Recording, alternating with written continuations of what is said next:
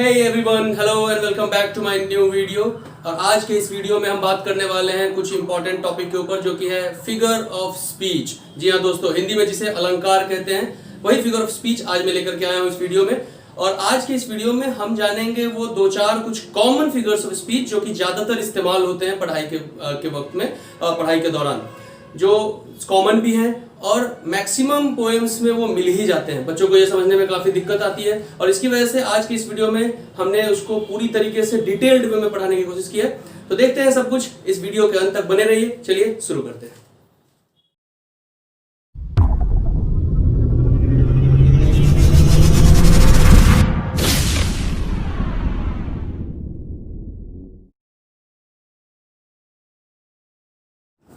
All right, सो आज हम देखने वाले हैं फिगर ऑफ स्पीच। और जैसा कि मैंने पहले भी कहा कि आज के इस वीडियो में हम वो दो चार कॉमन वाले फिगर ऑफ स्पीच को देखेंगे जो कि ज़्यादातर यूज होते हैं, जो बच्चों को ज़्यादातर अधिकतर पोएम्स में दिख भी जाते हैं और जो अगर आपने अच्छे से पढ़ाई करी है तो आप ईजिली समझ भी सकते हैं। अगर नहीं समझते हैं तो इस वीडियो को देखने के बाद आप ज़रूर समझ जाएंगे। सबसे पहले फिगर ऑफ स्पीच होता क्या है तो आप जान लें, हिंदी में इसी को अलंकार कहते हैं और यहाँ पर इंग्लिश में हम इसे फिगर ऑफ स्पीच बोलते हैं। Obviously it is a way through which we decorate our poetry. किसी भी लिटरेरी टेक्स्ट को एक्चुअली हम इसको डेकोरेट कर सकते हैं with the help of figure of speech.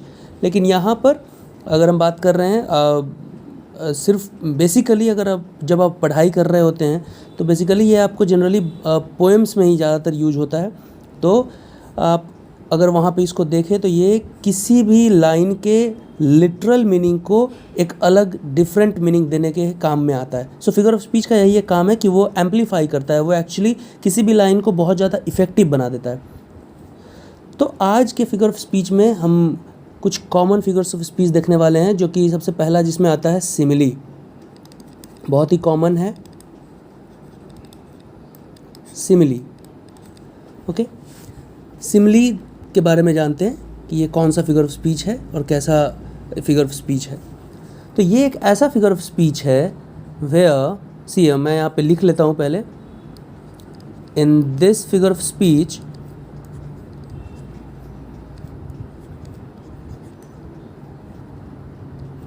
in this figure of speech two dissimilar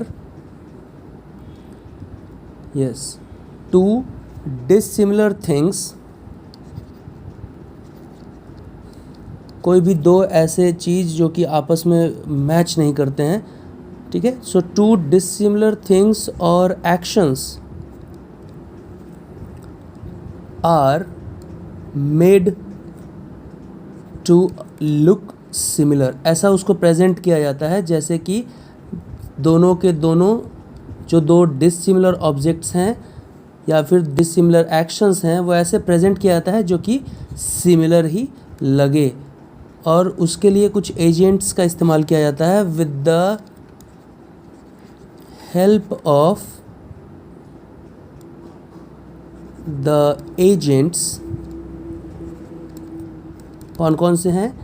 as, like, सो। तो ये तीनों वो एजेंट है जिसके हेल्प से टू डिसिमिलर ऑब्जेक्ट्स को हम क्या कर सकते हैं, सिमिलर बनाते हैं। और इसी के दम से क्या होता है कि वो जो दो डिसिमिलर ऑब्जेक्ट्स होते हैं वो दोनों सेम लगने लगते हैं, सिमिलर लगने लगते हैं। इससे फ़र्क नहीं पड़ता है कि वो कैसे भी हों, ठीक है। चलिए ज़रा एग्जाम्पल के साथ इसको समझने की कोशिश करते हैं। लेट्स सी, जब हम किसी के बारे में बात करते हैं, आपने अक्सर देखा होगा हम लोगों के ऊपर कमेंट भी करते हैं, कोई बहुत लंबा है कोई बहुत छोटा है, तो ऐसा बोलते हुए आपने सुना होगा, he is as tall as giraffe. Okay, he is as tall as giraffe. अब देखना यहाँ पे, समझना, ही और यहाँ पर आता है जिराफ। ये दो अलग अलग स्पेसीज़ हैं, एक ह्यूमन बीइंग है, एक एनिमल है ना। एक ह्यूमन है और एक एनिमल है, लेकिन यहाँ पर हम उसके हाइट की बात कर रहे होते हैं और इस इंसान को इस जानवर के जैसा दिखा रहे होते हैं। दैट जिराफ, जैसा कि हम जानते हैं, it is a tall animal. तो उसी तरीके से हम उस इंसान को बोल रहे होते हैं कि तुम बहुत लंबे हो। इसका सीधा मीनिंग होता है कि वो लंबा है, लेकिन हम डायरेक्टली लंबा ना बोल करके हम उसको ऐसा बोल रहे होते हैं that you are as tall as giraffe. उसी तरीके से दूसरा एग्जाम्पल जो कि बहुत ही कॉमन है और मैं पढ़ाते वक्त में भी इसको बहुत ज़्यादा इस्तेमाल करता हूँ। Let's C, he fought like a lion in the battlefield। मैं इसका बहुत ज़्यादा इस्तेमाल करता हूँ पढ़ाते वक्त में। ही fought like a lion in the battlefield. Yes, वह रणभूमि में, वह युद्ध क्षेत्र में शेर की भांति लड़ा। अब यहाँ पर भी देखना, एक इंसान है, दूसरा जानवर है, ठीक है।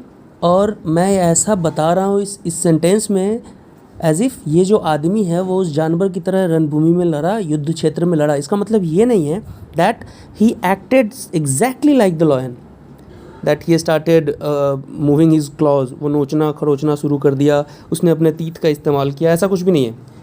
Okay, he fought like a lion का यहाँ सीधा मतलब है that he fought as courageously and boldly. See here, bold and courageous, so he fought boldly and courageously like lion in the battlefield। तो यहाँ पर हम देख सकते हैं, इसको आप सीधा भी ऐसे समझ सकते हैं कि कभी भी किसी भी पोएम के किसी लाइन में अगर सिमिली का पता करना है तो हम इन तीनों एजेंट्स को खोजना शुरू करेंगे और जैसे ही ये हमें मिलेगा वो अपने आप क्लियरली हमारे सामने आ जाएगा। ठीक है, आप देख सकते हैं यहाँ एज है, यहाँ लाइक है और उसी तरीके से कहीं कहीं पे सो भी होता है। तो इस तरीके से आप पकड़ सकते हैं कि हाँ भाई, सामने वाले लाइन में जो भी लाइन दिया हुआ है उसमें सिमिली है। दूसरा आता है, लेट्स सी, दूसरे की तरफ बढ़ते हैं। दूसरा एक और जो नेक्स्ट सिमिली है वो है, सॉरी, जो नेक्स्ट फिगर ऑफ स्पीच है वो है मेटाफर। मेटाफर, ओके, ये भी बड़ा इंटरेस्टिंग सा फिगर ऑफ स्पीच है, इसको भी समझने की कोशिश करेंगे। That in this figure of speech once again two dissimilar things और actions are, see here, made है लेकिन यहाँ मेड नहीं होगा, implied, are implied, implied to look similar. Implied मतलब हिंटेड भी होता है, हिंटेड, ठीक है, इम्प्लाइड टू लुक सिमिलर या फिर हिंटेड टू लुक सिमिलर, मतलब ऐसा एक हिंट दिया जाएगा जिसमें कि वो भी सेम ही होगा, ऐसा लगेगा जैसे दोनों ऑब्जेक्ट जो है वो सेम है, इसका एक हिंट दिया जाएगा। ठीक है, लेकिन यहाँ पर आप एक चीज़ का चेंज देखेंगे, यहाँ पर किसी भी एजेंट का इस्तेमाल नहीं होगा, without the help of agents, that is as like so. ठीक है, यहाँ पर उसका इस्तेमाल नहीं होता है। You have to use your own brain, आपको खुद से उसको समझना पड़ेगा। ठीक है, इसलिए मैं यहाँ पे आगे लिखना चाह रहा हूँ और उसको और क्लियर करने के लिए मैं लिखता हूँ ज़रा। Let me erase it first.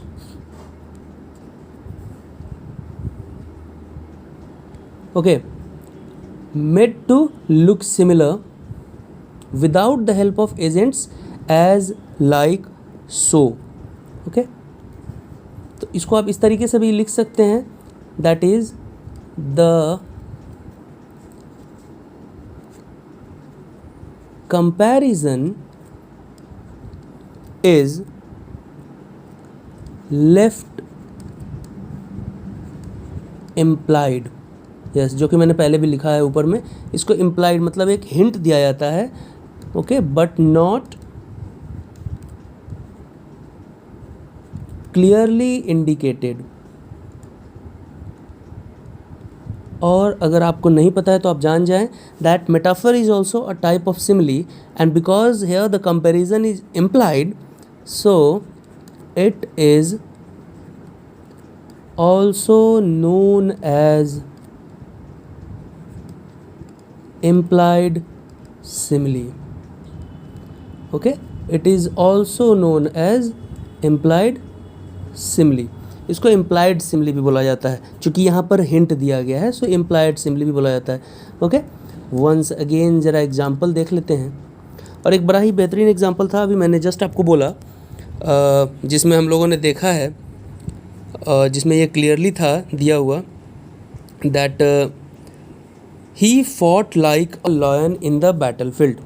Okay, ऐसा कुछ वहाँ पर था। तो यहाँ पर भी मैं उसी एग्जाम्पल को इस्तेमाल करते हुए आपको बताऊँगा कि किस तरीके से उसी लाइन में यहाँ पर मेटाफर को हिंट किया जाता है। ठीक है, कंपैरिजन को हिंट कैसे किया जाता है। उसमें था ही fought like a lion in the battle field, लेकिन यहाँ पर he was the lion in the battle field. अब जरा समझना इसको, he was the lion in the battle field, और सिमली वाले में ऐसा था ना that he fought like a lion in the battle field, वहाँ पे मतलब वही था। ठीक है, that he fought like a lion in the battle field, it means he fought boldly and courageously like the lion in the battle field. यहाँ पर भी वही है, he was the lion in the battle field. इसका मतलब ऐसा नहीं है कि उसने रूप बदल लिया, वो अचानक से उसने सेफ शिफ्टर है वो, और उसने he changed his shape and he became the lion. No, he was the lion in the battlefield means he was bold, confident and courageous. Once again here, bold, confident and courageous in the battlefield. Okay, meaning आपने देखा होगा, notice करा होगा, दोनों में ही सिमली और metaphor दोनों में ही मीनिंग सेम रह गया है, कोई बदलाव नहीं आया है। लेकिन फिर भी यहाँ पे क्लियरली इंडिकेटेड नहीं था, यहाँ पर बस एक हिंट दिया हुआ था, है ना। तो आई थिंक ये आपके लिए क्लियर होगा। एक और एग्जांपल ज़रा देख लेते हैं इसको, लेट मी रब दिस। एक और एग्जांपल देख लेते हैं। See here, the snow is a white blanket. The snow is a white blanket, and let me erase this example also in order to make it more clear. मैं आपको इसको comparison करके यहाँ पे और अच्छे से दिखाना चाहता हूँ। सी, ये जो लाइन है ये है मेटाफर का example, as you can clearly see. और दूसरा जो है, अगर मैं इसी को लिखूँ, the snow is like a white blanket. अब यहाँ जो एग्जाम्पल है ये सिमली का एग्जाम्पल है। अब आप देख सकते हैं किस तरीके से सेम मीनिंग के साथ दोनों ही सेंटेंसेस हैं, लेकिन एक में सिमली है as a figure of speech और दूसरे में मेटाफर। वाई?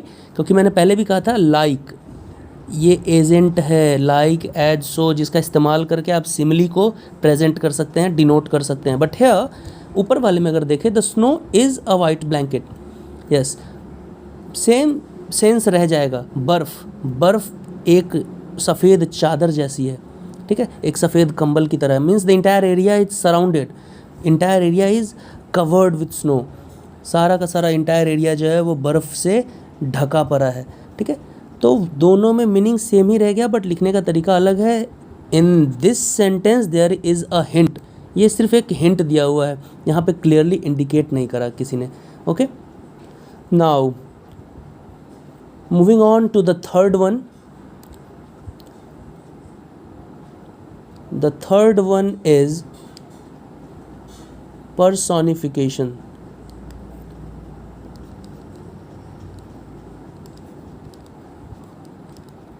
personification ये तीसरा फिगर ऑफ स्पीच है। ओके, देखते हैं इसका definition. Let me erase it.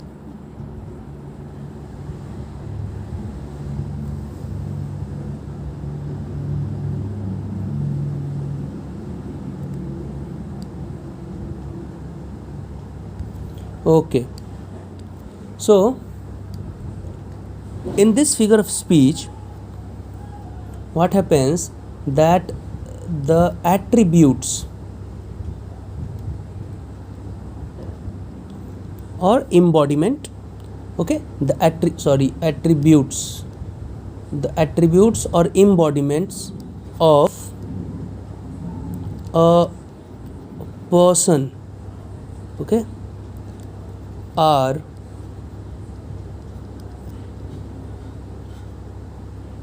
transferred to non-human और एब्स्ट्रैक्ट थिंग्स। ओके, मतलब कि वो सारे सिंबल्स, वो सारे नोटेशंस जो कि ह्यूमन बीइंग्स के लिए इस्तेमाल होता है, वो यहाँ पर नॉन ह्यूमन के लिए और एब्स्ट्रैक्ट थिंग्स के लिए इस्तेमाल करना शुरू कर देंगे। ओके, और जब ऐसा होगा तो यहाँ पे हम ऐसा बोलते हैं कि उस पर्टिकुलर ऑब्जेक्ट को पर्सोनिफाई कर दिया गया है। ओके, हिंदी में इसको बोलते हैं मानवीकरण। ओके, हिंदी में इसे बोलते हैं मानवीकरण। Let me erase it first and then we'll see the example here. So Hindi में इसे बोलते हैं मानवीकरण, जहाँ पर मानव के साथ उसका कंपैरिजन कर दिया गया है, मानव के किसे रिलेटेड बहुत सारे एट्रीब्यूट्स को दे दिया गया है। Okay, so personification, let's see.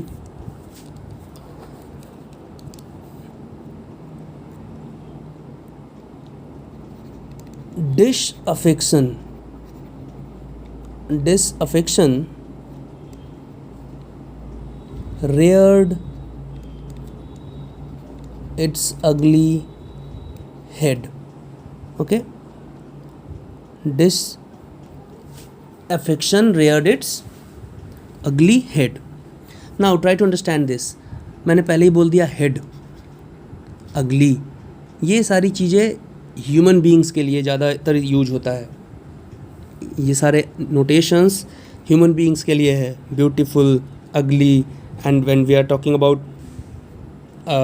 Head, so ये सारी चीज़ें। और disaffection is actually an abstract thing. ये तो बस एक इमोशन है, डिसअफेक्शन किसी के साथ हो जाता है। सो एक इमोशन को यहाँ पर इंसान के नोटेशंस के साथ रिलेट किया गया है। Disaffection is not something good. Okay, disaffection is something अगली, ये बहुत ही बुरा है। अगर आप किसी के साथ डिसअफेक्शनेट हैं, then you will start hating that person. तो यहाँ पर वो भी कहीं ना कहीं अगली है, और उस चीज़ को ब्यूटी से कंपैरिजन कर दिया गया है, ब्यूटी जो कि ह्यूमन बीइंग्स के लिए ज़्यादा मायने रखता है ना। सो डिसअफेक्शन रेयर्ड इट्स अगली हेड, और ये अगली हेड किसके लिए आया है? डिसअफेक्शन के लिए आया है, and that's why this disaffection has been personified. Okay, this disaffection has been personified. Now let's see the second example. Lightning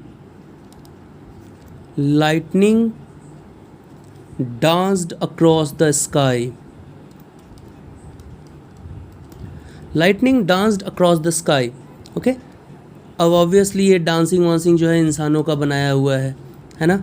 ये कोई एनिमल डांस नहीं कर सकता है, और करता भी है उसके मूवमेंट को हमने नाम दे रखा है, that something like suppose peacock के बारे में ऐसा एक है हम लोगों ने बनाया हुआ, दैट वो रेन के टाइम में वो डांस करता है ना।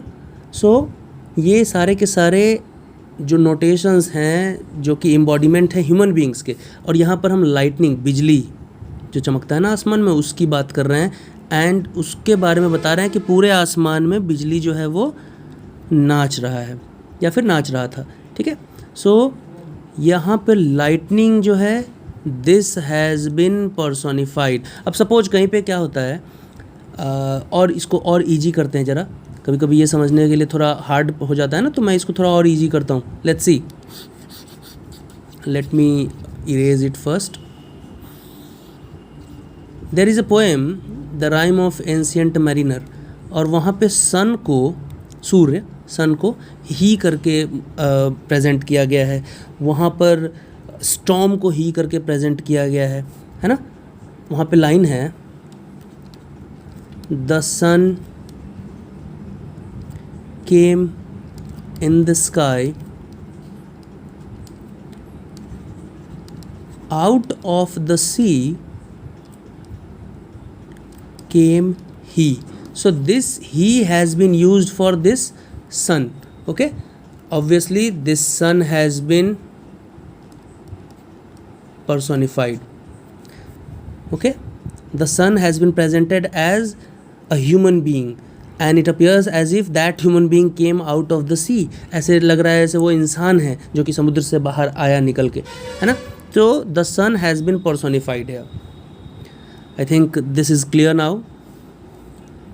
All right, moving further, let me rub it.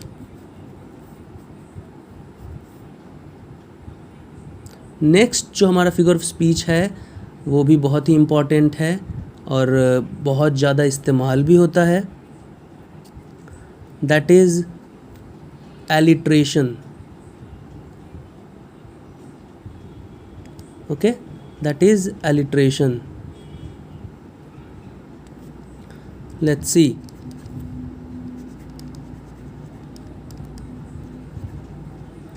Alliteration. In this figure of speech, try to understand this. The first letter of two or more than two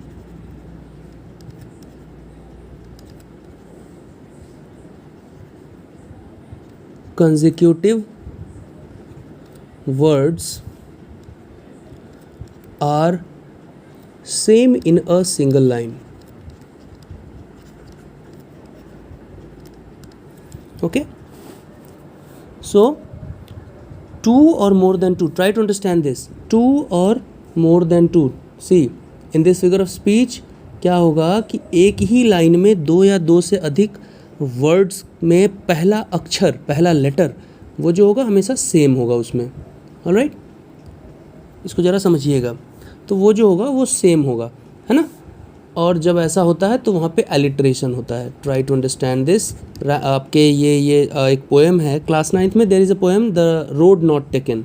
वहाँ पर भी एक रोड के बारे में बताया हुआ है.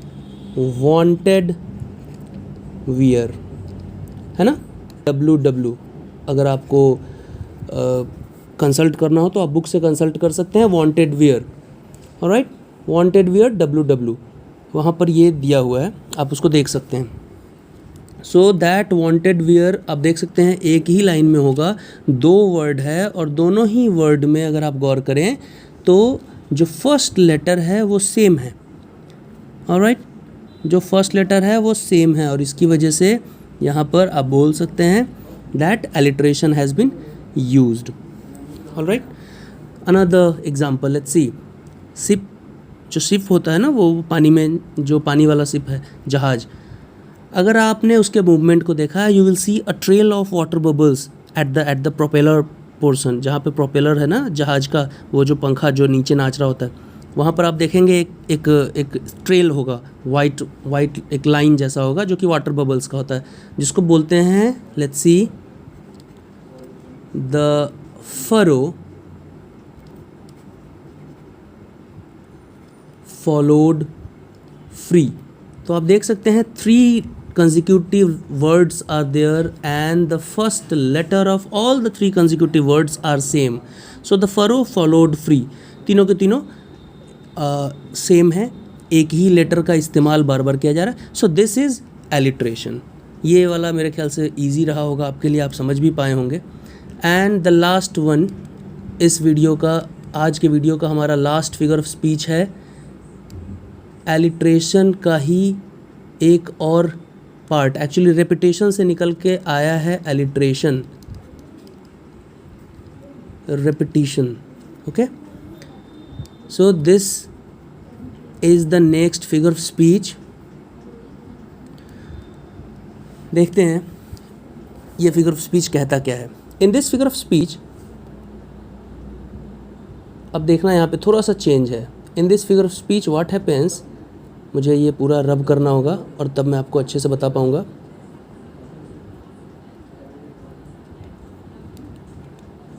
Okay, in this figure of speech, try to understand this. In this figure of speech, 2 or more than 2 consecutive words are same in a single line. अब ज़रा ध्यान से समझना इसको, ओके। अभी तक हमने देखा एलिट्रेशन में कि एक ही लेटर में, ओके, एक ही लेटर में क्या होता था ना कि एक ही लाइन में दो या दो से अधिक जो वर्ड्स होते थे उसके पहले लेटर का सिमिलैरिटी होता था, ओके। यानी एक ही लाइन के दो या दो से अधिक वर्ड्स के फर्स्ट लेटर सेम हुआ करते थे। यहाँ पर क्या है, एक ही लाइन में दो या दो से अधिक वर्ड्स ही सेम हो सकते हैं, सेम वर्ड का इस्तेमाल हो सकता है। Try to understand this. 2 or more than 2 consecutive words are same in a single line, है ना। Let's see an example. Suppose there is a poem written by Lord Alfred Tennyson, and the name of that poem is The Brook. There it has been written, the brook says that I chatter as I flow. Chatter, आप देख सकते हैं। So these 2 words are same, और जब ऐसा होगा तो वहाँ पे रिपीटिशन ही होगा, है ना। Let's see next one. There is a poem written by Vikram Seth. There is a poem written by Vikram Seth, और उसका नाम है the frog and the nightingale. पहले 10th में पढ़ना भी था, लास्ट जो पहले वाला सिलेबस में चलता था बुक इंग्लिश कम्युनिकेटिव, उसमें। And there the frog was there, और उस फ्रॉग के बारे में ऐसा कहा गया that and let me rub it, and every day from dusk to dawn, ये पुराना ही वाला आ गया, let me rub it first, and every day from dusk to dawn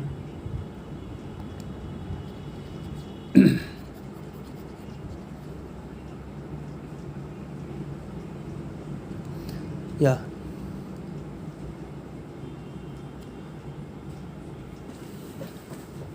let me rub it first, let me make it completely clear.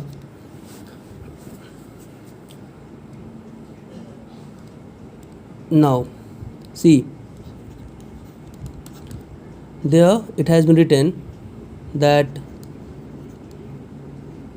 and every day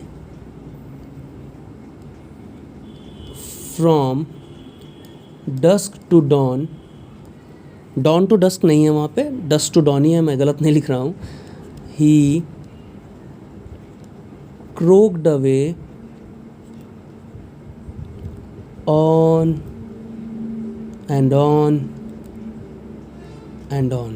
यहाँ पे ये वाला portion अगर आप देखें, this is being repeated, okay, so here repetition has been used।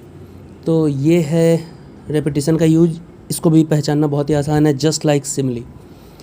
Alright, सो ये हैं आपके 5 कॉमन फिगर्स ऑफ स्पीच जो कि जनरल यूज़ में आपको दिख जाते हैं, ठीक है। आज के इस वीडियो में इतना ही। अगर आपको ये वीडियो पसंद आया तो लाइक करें, शेयर करें, और अगर आपने चैनल को सब्सक्राइब नहीं किया है तो चैनल को सब्सक्राइब करना ना भूलें। हम लोग मिलते हैं नेक्स्ट वीडियो में, और नेक्स्ट वीडियो में मैं आपके लिए लेकर के आऊँगा इसी प्रकार से कुछ और फिगर्स ऑफ स्पीच, लेकिन वो कॉमन वाले नहीं होंगे, वो स्टैंडर्ड लेवल के होंगे।